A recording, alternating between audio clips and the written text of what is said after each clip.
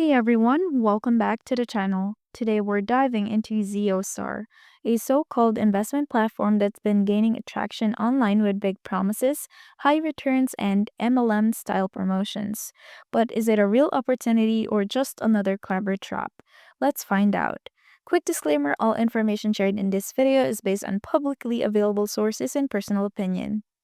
Zeostar or Zeotar presents itself as a smart, transparent investment platform offering big returns and even ROI guaranteed documents for investments of up $1,000.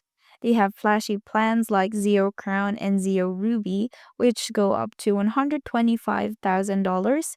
Yes, you heard that right. But here's where the red flags start showing. According to recent Trustpilot reviews, users have reported that withdrawals were disabled as early as January 2025. Despite that, ZeoStar is still accepting deposits and even running promotions like a Ramadan offer. Some users say they were lured in with smooth early payouts, only for things to collapse after the platform changed withdrawal policies without warning. Since then, silence. No support, no payouts, just a polished website that looks alive but isn't. One reviewer put it simply, "My friends and I got scammed." Zeotar shows all the classic signs of high risk, potentially fraudulent MLM operation.